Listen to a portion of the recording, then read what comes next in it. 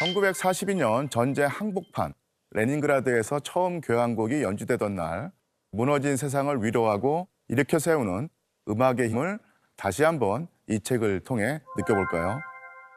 제정 러시아의 수도이자 문화예술의 도시였던 상트페테르부르크의 중산층 가정에서 자란 쇼스타코비치는 피아노와 작곡을 공부하며 두각을 나타내는 음악 신동이었습니다. 이 쇼스타코비치가 10대 시절로 들어섰을 때 러시아를 완전히 바꿔놓을 엄청난 사건이 일어나는데요. 계급 사이의 갈등이 격심했던 데다가 제1차 세계대전에서 독일에게 연패하면서 러시아의 전제정이 위기에 빠지게 됩니다. 오랜 세월 동안 차곡차곡 쌓여온 민중의 불만이 결국 폭발해서 1917년 2월에 러시아 황제가 물러나야 했고 빈자리에 임시정부가 들어섰지만 같은 해 10월에 혁명가 레닌이 이끄는 볼시비키당이 사회주의 혁명을 일으킵니다.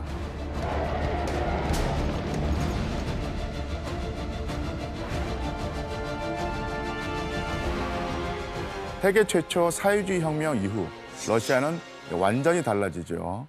바뀐 러시아는 모든 인간이 계급 차별 없이 평등한 주체로 사는 사회를 건설한다는 목표로 신분에 따른 호칭 폐지, 지주의 귀족의 소유였던 토지를 무상으로 농민들에게 주는 등 변화가 일어났고 1922년 12월 30일에는 러시아를 비롯한 우크라이나와 벨라루스 등 여러 사회주의 공화국이 한데 모여서 하나의 연방을 만듭니다. 이것이 여러분들이 알고 있는 소비에트 연방, 즉 소련입니다. 쇼스타코비치가 태어난 제정 러시아 시절에는 상트페테르부르크가 러시아의 수도였습니다. 러시아가 제1차 세계대전에 뛰어든 1914년에 적국의 말인 독일어처럼 들린다는 이유로 상트페테르부르크란 이름이 러시아식인 페트로그라드로 바뀌었죠. 그러다 혁명 직후인 1918년에 혁명 정부는 내륙 깊숙한 곳에 있는 모스크바가 방어에 유리하다며 수도를 상트페테르부르크에서 모스크바로 옮깁니다. 이후 1924년 초 레닌이 죽자 페트로그라드의 이름이 또 한 번 바뀌게 되죠. 러시아 혁명의 최고 지도자를 기리는 뜻에서 레닌의 도시, 즉 레닌그라드로 이때부터 불리게 됩니다. 낡은 세계가 물러나고 새로운 체제가 탄생하는 이 시점에 그렇다면 소련의 예술은 어떻게 변화되었을까요? 창의성은 억압된 채 도탄에 빠지지 않았을까요?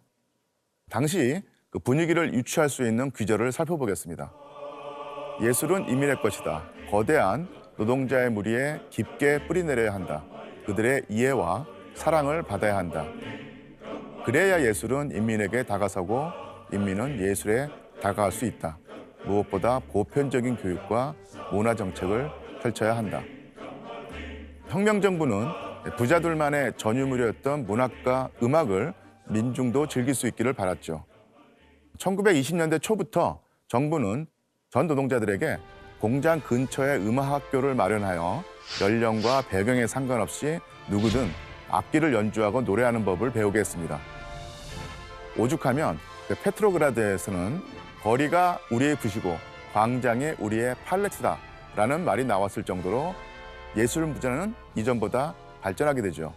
그래서 작곡가들도 새로운 현대성을 찬양하고자 했습니다. 어떻게 표현되었을까요? 최전선에 선 이들은 이제 어둡고 뒤엉킨 화음이 난무하고 천둥처럼 요란한 곡을 쓰거나 크리스털 조각 같은 음악, 그러니까 급격하게 돌출하다가 눈부신 표면이 이어지는 날카롭고 딱딱한 구조의 곡들을 썼다. 미래파에 열광했던 이들은 기계장치의 굉음과 반복을 특징적으로 묘사하는 곡들도 쏟아냈다. 어떤가요? 당시 작곡된 음악의 제목을 보면 강철의 춤,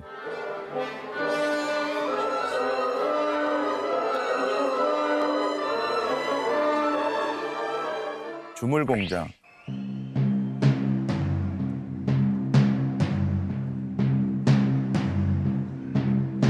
비행기에서의 자살 등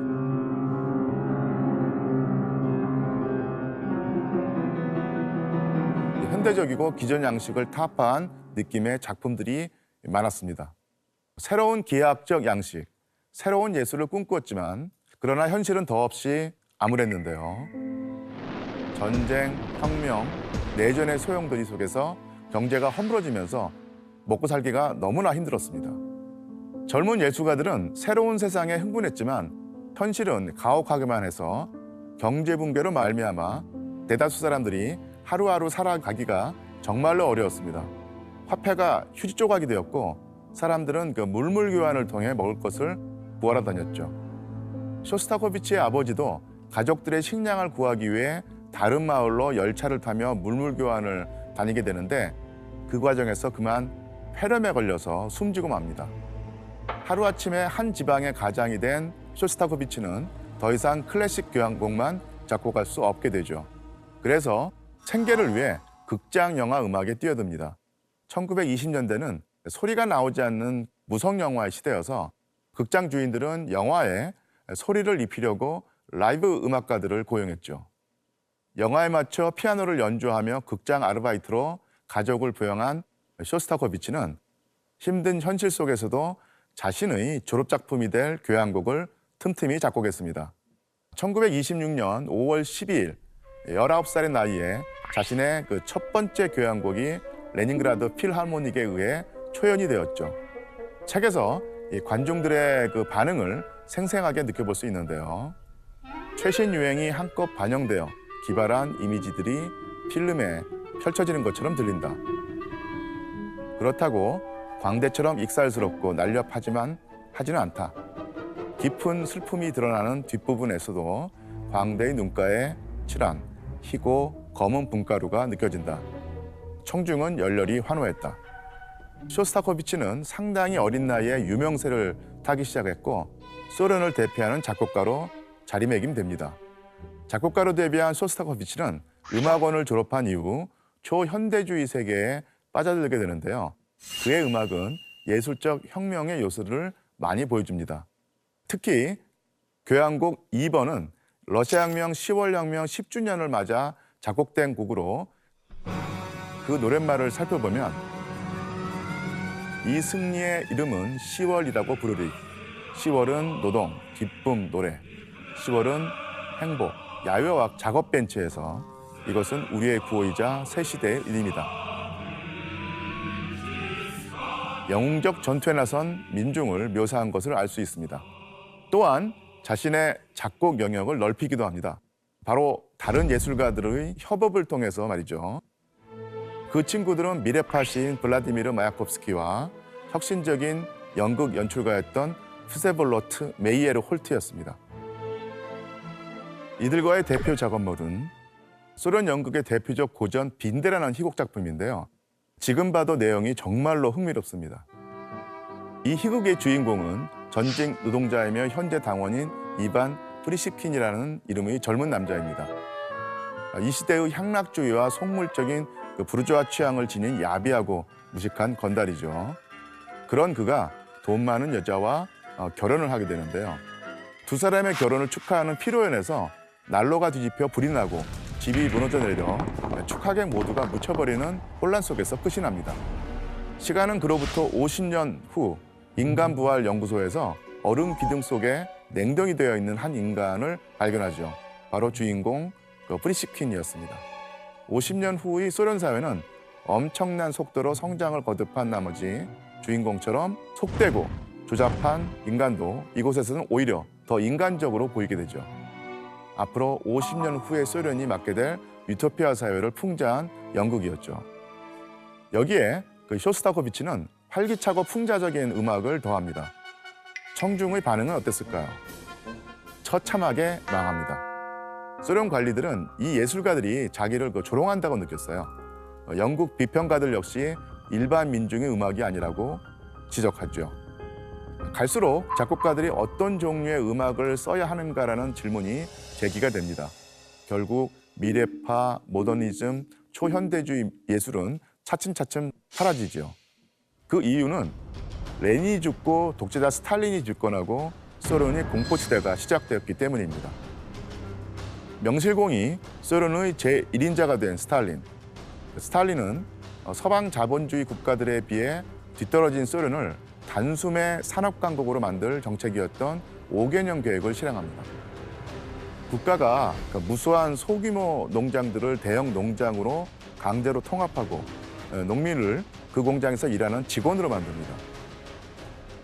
소농 체제로는 이 급속한 공업화에 필요한 재원을 마련하기가 힘드니까 농업을 미국처럼 대형 기업농 체제로 개편해서 농업 부분에서 확보한 자금을 공업 건설에 쏟아부은 거죠.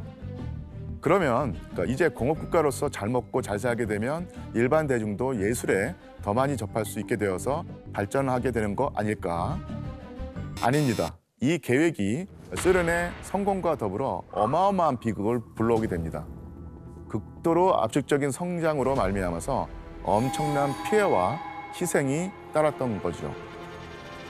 당연히 반발하는 사람들이 생겨나고 소련 전역의 마을에서 약 2,200건의 저항이 일어나게 됩니다. 농민들은 빼앗기지 않으라고 곡물을 숨겼고 몰수당한 헛간을 불태우기도 하고요. 가축을 정부가 손에 넣지 못하도록 도살하기도 했죠. 게다가 농민들을 감시하는 경비대가 생겨서 잡힌 농민들은 강제 노동형에 처해지거나 처형이 되기도 했습니다. 그리고 이 일을 계기로 엄청난 비극이 일어납니다. 이때 우크라이나에서 수백만 명이 굶어 죽는 대기근이 일어나게 된 거죠.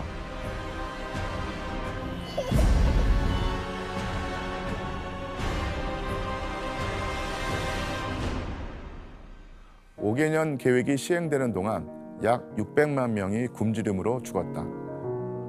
1933년 우크라이나에서만 굶어 죽은 사람이 400만 명이 넘었다. 우크라이나 소비에트 공화국 대통령은 이를 인정했다. 수백만 명이 죽어간다는 것을 우리도 안다. 이것은 불행한 일이지만 소비에트 연방의 영광스러운 미래를 위해서는 어쩔 수 없다. 비밀 경찰이 사람들을 잡아들이기 시작했다. 스탈린은 성가신 지식인들이 있고 서방과 통하는 레닌그라드를 항상 싫어했다. 그는 레닌그라드는 공산당 지도자들을 몰살시키려고 대기 중인 반역자들로 썩었다고 으르렁댔고 조금이라도 수상쩍다 싶은 사람은 모조리 잡아들여 반역죄로 재판에 넘기도록 명령했다. 거리와 광장 곳곳에서 비밀 경찰이 과거가 수상하다고 들은 사람은 죄다 체포했다.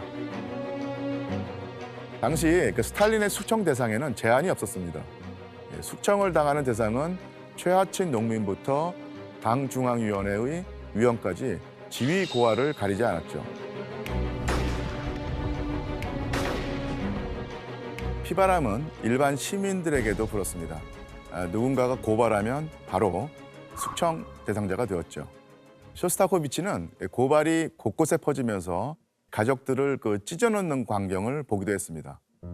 아들이 아버지를 고발하고 아내가 남편에 대해 일러바쳤다.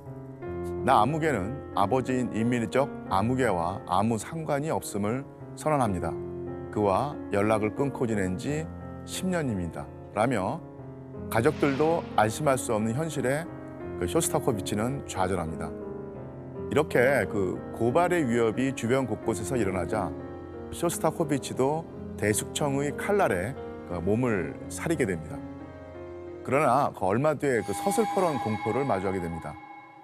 1936년 1월 모스크바에 연주 여행을 오던 중 연락을 받게 되는데요.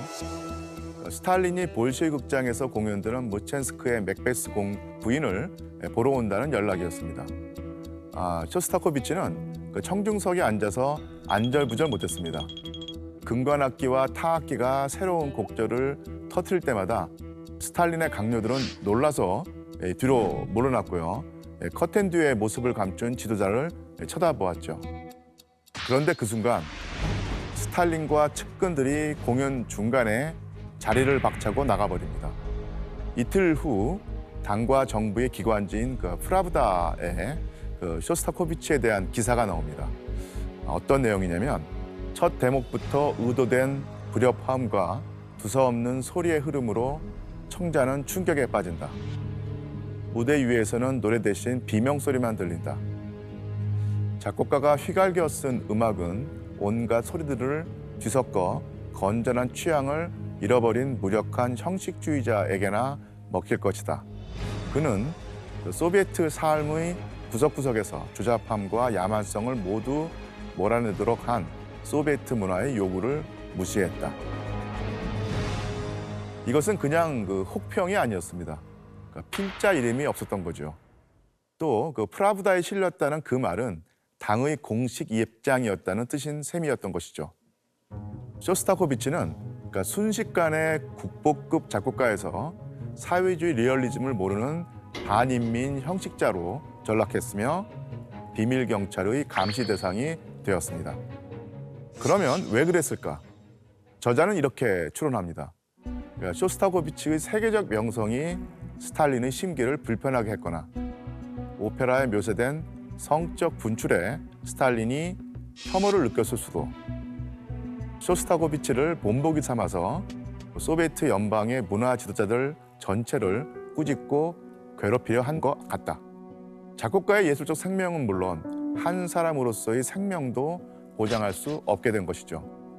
1920년대를 그토록 떠들썩하고 흥미진진하게 만들었던 초현대주의 작곡가 세대 전체는 이제 옛말이 되었습니다. 몇몇은 외국으로 도망갔고 몇몇은 어쩔 수 없이 예전의 작품을 철회하게 되죠. 이제 대담한 스타일로 작곡하는 사람은 쇼스타코비치밖에 없었던 것입니다.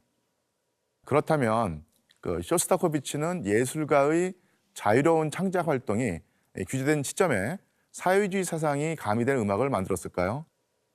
쇼스타코비치는 이제 무엇이라도 세상에 내놓아야 했습니다.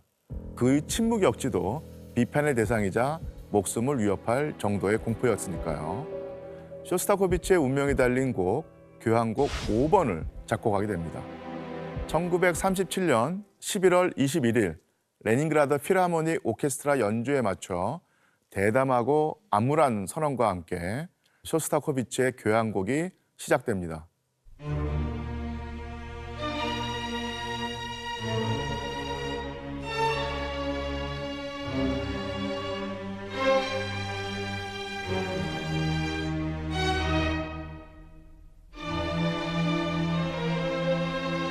특히 사람들을 충격에 빠뜨린 것은 느린 사막장이었습니다. 느릿한 사막장이 연주되자 남녀 할 것 없이 눈물바다가 되었던 것입니다. 전쟁 전에도 레닌그라드에 누군가를 잃지 않은 가족은 하나도 없었다. 아버지나 오빠를 잃지 않았다면 친척이나 가까운 친구라도 잃었다. 모두가 애도할 사람이 있었다. 하지만 우는 모습을 들키지 않도록 담요를 뒤집어 쓰고 조용히 울어야 했다. 모두가 다른 모두를 두려워했고 슬픔은 우리를 억누르고 질식시켰다.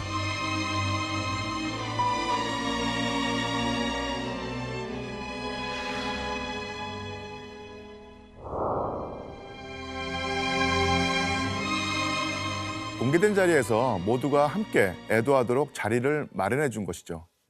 그리고 마지막은 기쁨에 찬 드럼과 금관악기로 피날레로 희망을 안깁니다.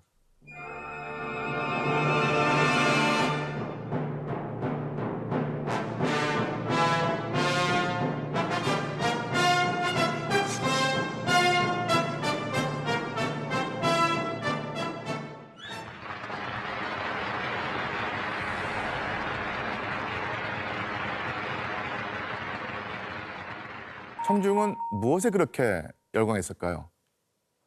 청중에게 이 교향곡의 승리는 단순히 쇼스타코비치만이 아닌 자신들의 승리로 여기지 않았나 싶습니다. 그날 밤 공연장에 모인 모두가 생존자였기 때문이죠.